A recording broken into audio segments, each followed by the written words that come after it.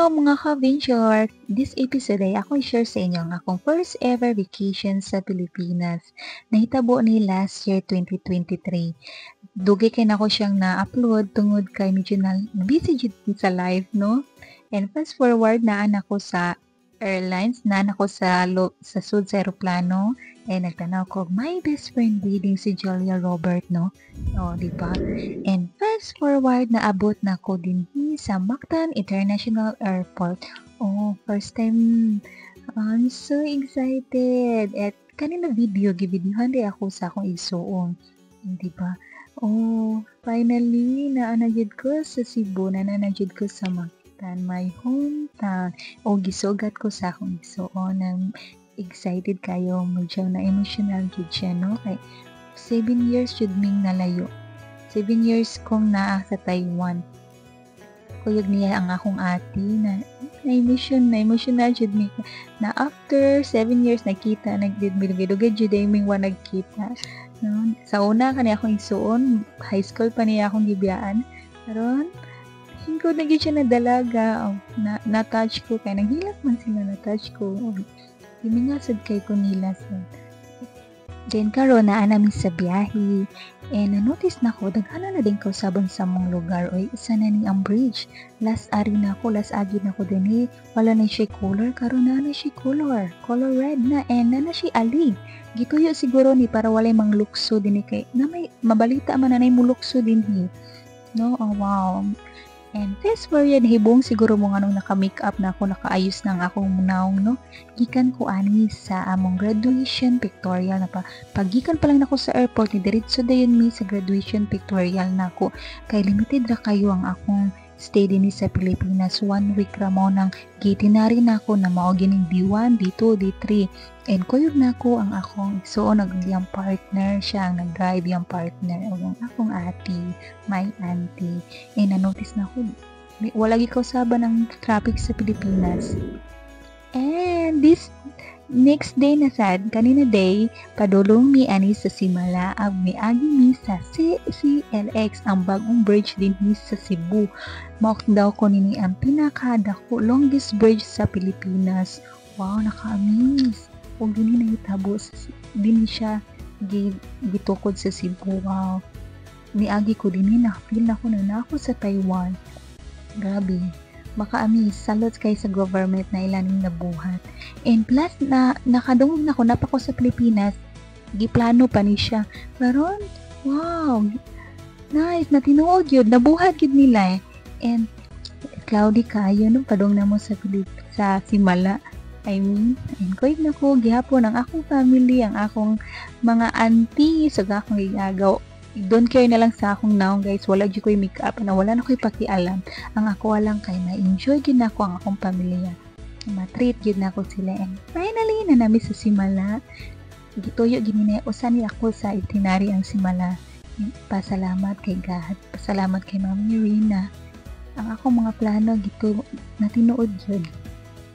Kanina time na yang gihatag na nagahan ko yung chance na makabakasyon ug makulog ang akong pamilya na medyo dugay gyud kong nalayo.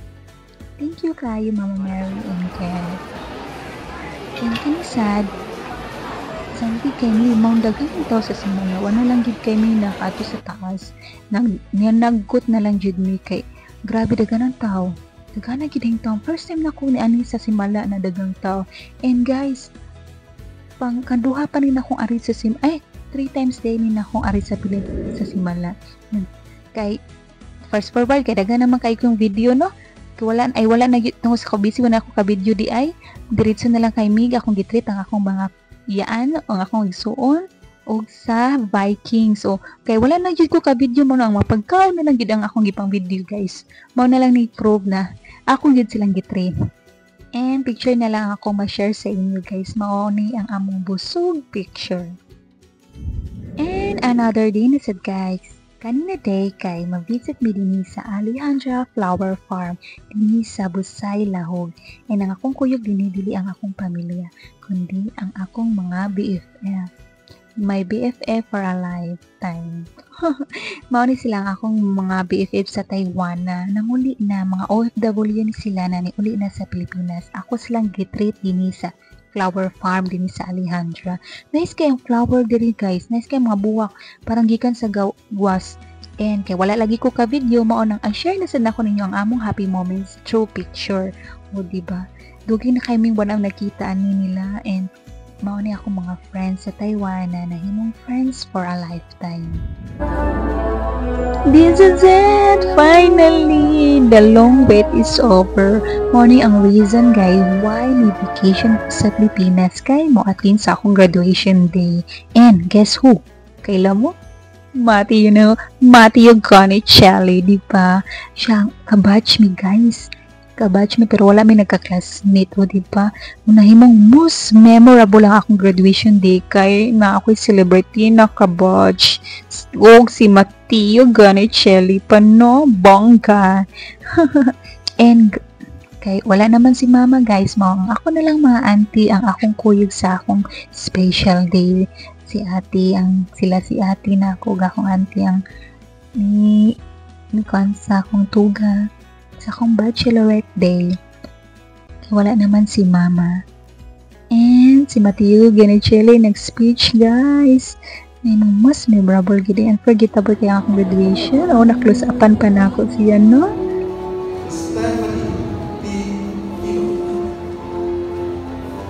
Thank you kayo God. God is so good. Gihimo ganyang tinod ang akong dream. Nagtuo good ko na. Dili na jud matuman ako na malampos ko sa pag-eskwela. Pero God is so good. In perfect time, yagyang gihatag sa ako. Then fast forward kay medyo daghan na kay pinaspasay lagi ni ang akong guys, akong day. Mao na ni akong last treat sa akong family dinhi. Ako lang gi-treat dinhi sa Candaya Resort dinhi sa Daan, Bantayan, Cebu. First time din sa namong pamilya na magstay sa resort. O diba, bongga, char. Kay medyo nakatigom-tigom ang kong gamay. Oh, diba? Nice kayong smile sa akong iso. Excited gamay. First time dyan mo din kay layo man dahil lang reception area. Usasad sa akong dream guys ang matreat na ko ang akong pamilya sa resort. Oh, God is so good. Kihatag sa niya na ako ang chance na maka-treat ko sa akong pamilya, maka-afford ko o ginani na makasuway gud sila, maka-experience lang na medyo social gamay. Ay di man siya medyo sad na makasuway sila inani ba kay dito ra man jud mi sa dagat guys, sa muang dagat manglaag or sa mall mao ra jud ni tanan sa mua. And naabot na mi din sa check-in area, sa reception area. Ang ako iso nang nag-booking ani kaysa ko siyang gisugo. Diba? Isorry ko tamo sa Candaya Resort. Nice kayang lugar guys.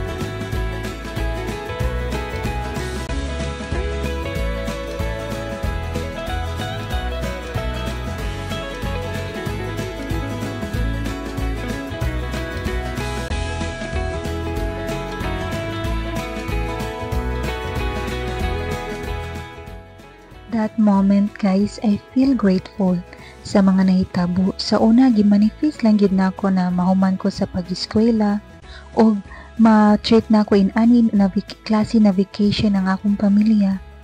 Nothing impossible to God gid ay basta't you pray, you believe, and be persistent sa gola nimo og paningkamot sa kinabuhi.